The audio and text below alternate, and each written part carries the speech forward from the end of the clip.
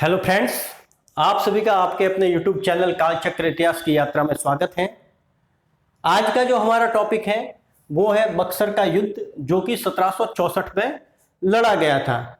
इसके पूर्व का जो वीडियो है उसमें हमने यह पढ़ा था कि जो प्लासी का युद्ध है जो कि 1757 में लड़ा गया था, उसने अंग्रेजी सेना की जो विजय है, ब्रिटिश ईस्ट इंडिया कंपनी की जो सेना थी उसकी जो बंगाल के नवाब पर विजय है, उसके बाद में जो अंग्रेज हैं वो बंगाल में महत्वपूर्ण रूप से उभर कर सामने आए। तो यह प्लासी का जो युद्ध था उसके बाद की जो घटना है, जैसा कि हमने उसमें यह पढ़ा था कि प्लासी का युद्ध उसके बाद में घटने वाली घटनाओं के लिए ज्यादा महत्वपूर्ण है या महत्व रखता है।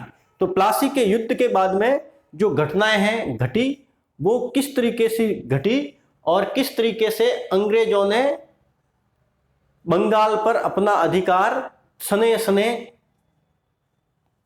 जमाया। तो हम पढ़ते हैं मीर जाफर।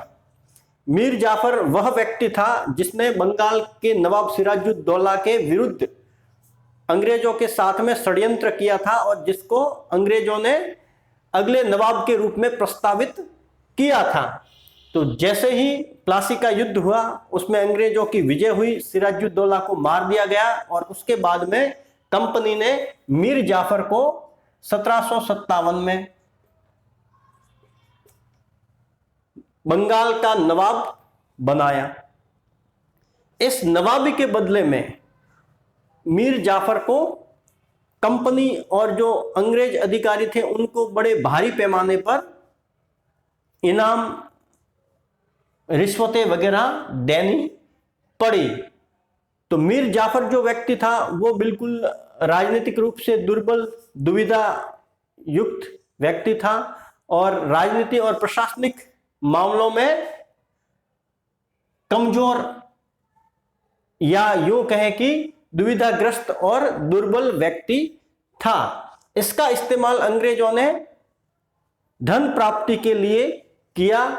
हम इस तरीके से भी समझ सकते हैं कि ईस्ट इंडिया कंपनी ने और उसके अधिकारियों ने मीर जाफर का प्रयोग एक सोने के बोरे के रूप में किया, जिसमें जब चाहे हाथ डालकर सोना निकाल ले। कंपनी की यह नीति रही कि जब तक मीर जाफर है तब तक सोना है वो प्राप्त करते रहें, धन है वो प्राप्त करते रहें। मीर जाफर की स्थिति है वो धीरे धीरे कमजोर होने लगी। उधर जो रॉबर्ट क्लाइव था, जो कि बाद में बंगाल जीतने के बाद में उसको बंगाल का गवर्नर बना दिया गया था, वो चला गया इंग्लैंड और उसकी जगह अस्थायी रूप से हॉलवेल को बनाया गया वहां का गवर्नर। तो हॉलवेल ने इस मीर जाफर को हटाने के लिए षड्यंत्र करने शुरू कर दिए। हॉलवेल की इस योजना को उसके बाद में आने वाले जो बंगाल का गवर्नर था जिसका नाम था बेंसी टार्ट, उसने इस योजना को कार्य रूप में परिवर्तित किया और मीर जाफर जो था जिसकी राजधानी मुर्शिदाबाद हुआ करती थी, उस वक्त जो बंगाल की राजधानी थी वो मुर्शिदाबाद थी, उसको घेर लिया गया और इसकी स्थिति को कमजोर कर दिया गया। और उसके बाद में मीर जाफर ने अपने दामाद जिसका नाम था मीर कासिम, उसके पक्ष में अपने शासन को त्याग दिया या राजगद्दी को है वो त्याग दिया। अब मीर जाफर के बाद में यह 1760 तक नवाब रहा। 1760 में मीर कासिम है वो बंगाल का नवाब बना। मीर कासिम अलीवर्दी खां के जितने भी उत्तराधिकारी रहे हैं उनमें सबसे योग्य व्यक्ति था। मीर कासिम बंगाल की नवाबी प्राप्त करने के बाद में उसने ब्रिटिश ईस्ट इंडिया कंपनी और जो अंग्रेज अधिकारी थे उनको जो भी धन देना था उसने दिया और उसके बाद में अपने आप को अंग्रेजी हस्तक्षेप से मुक्त करने के लिए उसने अपनी राजधानी है वो मुर्शिदाबाद से मुंगेर ले गया। मुर्शिदाबाद जो पूर्व राजधानी थी उसको परिवर्तित करके उसने अपनी राजधानी है वो मुंगेर को बनाया, ताकि वहां पर अंग्रेजी या ब्रिटिश या ईस्ट इंडिया कंपनी का जो हस्तक्षेप है वो कम से कम हो।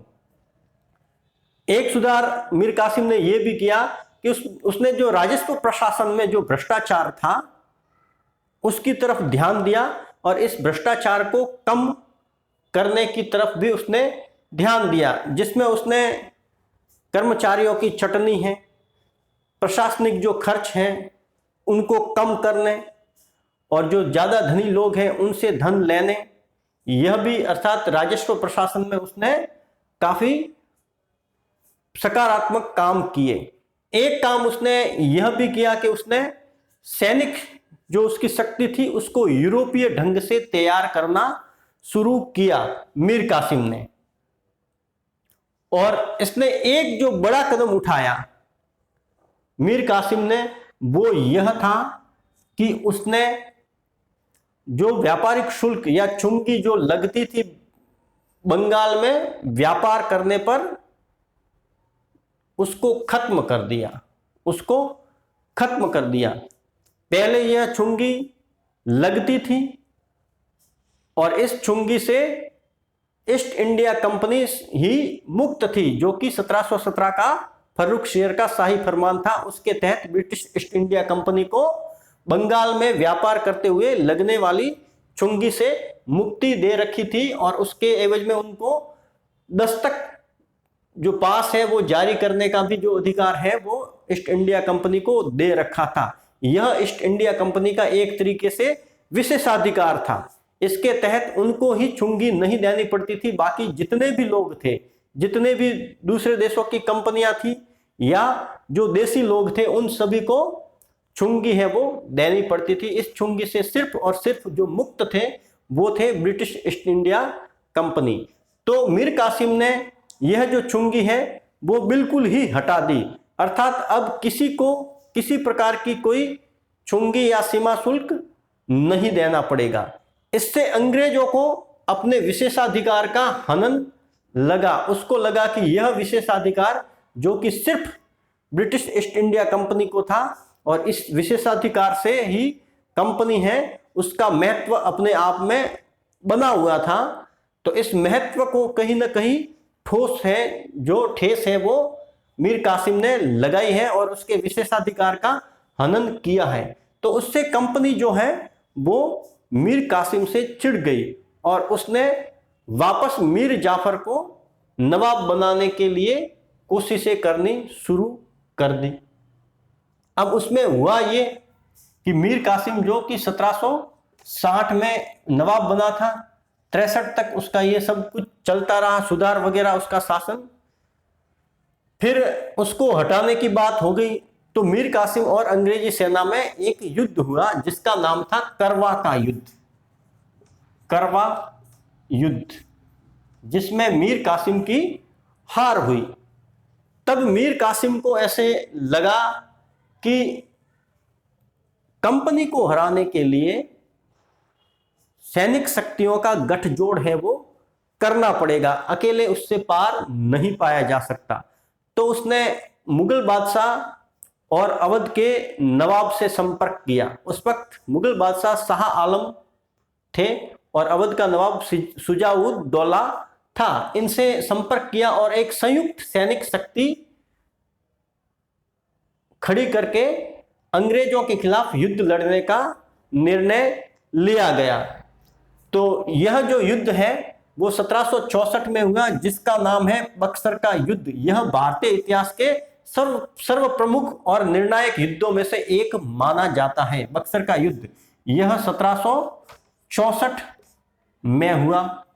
इस युद्ध, ये जो बक्सर है वो बनारस के पूर्व में स्थित एक मैदान है। इस युद्ध में एक तरफ ब्रिटिश ईस्ट इंडिया कंपनी थी या उसके सैनिक थे जो कि मुनरो, कैप्टन मुनरो के नेतृत्व में थे, हेक्टर मुनरो के नेतृत्व में थे। यह प्रश्न बहुत बार पूछा जा चुका है, आईएएस तक में भी पूछा जा चुका है कि जो बक्सर का युद्ध है वो कंपनी ने किसके नेतृत्व में, अंग्रेजों ने किसके नेतृत्व में लड़ा था? तो इसका उत्तर होगा हेक्टर मुनरो के नेतृत्व में लड़ा था। एक तरफ हेक्टर मुनरो अपनी सेना लेकर आया था और दूसरी तरफ मीर कासिम की सेना, अवध के नवाब शुजाउद्दौला की सेना और मुगल बादशाह शाह आलम की सेना, जो कि तीनों संयुक्त सेना थी, वो थी। इस युद्ध का निर्णय है वो हेक्टर मुनरो की जीत के साथ परिवर्तित होता है, अर्थात बक्सर के युद्ध को जो अंग्रेज है वो जीत जाते हैं। यह युद्ध अपने आप में इसलिए महत्वपूर्ण ज्यादा है क्योंकि उस वक्त की जो बड़ी सैनिक शक्तियां हुआ करती थी भारत की, उनकी जो संयुक्त सेना थी उसको भी अंग्रेज सेना ने हरा दिया था। बक्सर के युद्ध को जीतने के बाद में कंपनी ने शाह आलम और शुजाउद्दौला दोनों से अलग अलग संधियां की और यह संधि इलाहाबाद नामक जगह पर हुई, इसलिए इन संधियों को इलाहाबाद की संधि कहा जाता है। इनको इलाहाबाद की संधि है वो कहा जाता है। तो इलाहाबाद की जो पहली संधि थी जो कि 12 अगस्त 1765 में हुई थी, इलाहाबाद की संधि यह 1765 में हुई थी। पहली जो संधि थी वो 12 अगस्त को शाह आलम जो कि मुगल सम्राट था उसके साथ में अंग्रेजों की हुई और दूसरी संधि उसके 4 दिन बाद में 16 अगस्त को शुजाउद्दौला के साथ में अंग्रेजों ने की। तो इस संधि में क्या हुआ उसकी तरफ बात करते हैं।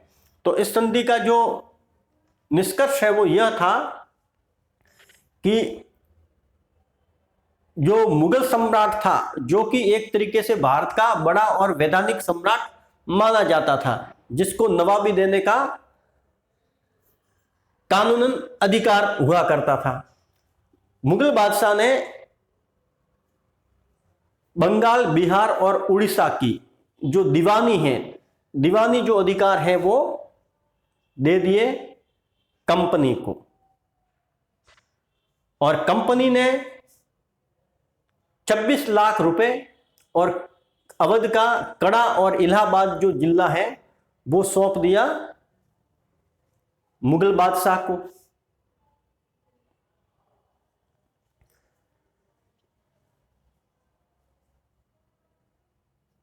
और जो दूसरी संधि थी इलाहाबाद की सेकंड, जो कि शुजाउद्दौला के साथ में थी, जो कि अवध का नवाब था उसके साथ में थी, तो उसके साथ जो संधि हुई उसमें यह तय था कि जो शुजाउद्दौला है वो अपने राज्य के इलाहाबाद और जो कड़ा जिले हैं उनको मुगल बादशाह को सौंपेगा। 50 लाख रुपए हर्जाने के तौर पर बतौर हर्जाना कंपनी को देगा और अपने राज्य में कंपनी की जो सेना है उसको अपनी सुरक्षा के लिए रखेगा, जिसका जो खर्च है वो पूरा का पूरा अवध के नवाब को उठाना पड़ेगा। ये जो शर्तें थी वो इलाहाबाद की संधि में तय हुई। तो इलाहाबाद की संधि के बारे में भी बहुत बार पूछा जा सकता है, पूछा जा चुका भी है। ये 1765 में हुई थी और यह 2 भागों में हुई थी। पहली अंग्रेज और शाह आलम के साथ में जो कि मुगल सम्राट था, और जो दूसरी थी वो शुजाउद्दौला जो कि अवध का नवाब था उसके साथ में की थी। दोनों ही 1765 के अगस्त महीने में हुई थी। अब जो बक्सर का युद्ध है उसका महत्व क्या है? बक्सर का युद्ध अपने आप में ही महत्वपूर्ण है। यह भारत के निर्णायक युद्धों में से एक माना जाता है। इस युद्ध में ब्रिटिश ईस्ट इंडिया कंपनी की सेना है, उसकी जो भारत के तत्कालीन बड़े जो राज्य थे उनकी संयुक्त सेना पर जीत के रूप में यह परिवर्तित हुआ। अर्थात इससे भारतीय राजनीति की दुर्बलताएं, सैनिक अक्षमताएं और मुगल साम्राज्य का जो खोखलापन है वो उभर कर सबके सामने आया। इस युद्ध के बाद में इलाहाबाद की संधि हुई, जिसके ऊपर हमने चर्चा कर ली है। और जो ईस्ट इंडिया कंपनी थी उसको बंगाल, बिहार और उड़ीसा की जो दीवानी है वो मिल गई और यह एक तरीके से उनको वैधानिक अधिकार मिल गया, क्योंकि यह मुगल बादशाह की तरफ से उनको दी गई थी। अतः मुगल बादशाह की तरफ से देने के कारण अंग्रेज जो है वो उसके वैधानिक अधिकारी हो गए। बक्सर के युद्ध ने आगे जो अंग्रेजों के हौसले हैं वो खोल दिए। उनको यह लगने लगा कि जब भारत की दो बड़ी शक्तियों की जो संयुक्त सेना है वो भी हमसे हार सकती है, तो फिर भारत को, पूरे भारत को जीतना है वो हमारे लिए कोई बड़ा काम या मुश्किल काम है वो नहीं है। और अपनी इसी नीति को उन्होंने आगे कार्य रूप में परिणत किया और धीरे धीरे करके एक एक राज्य को वो जीतते चले गए। तो आज का जो आपका टॉपिक है वो यही समाप्त होता है। धन्यवाद।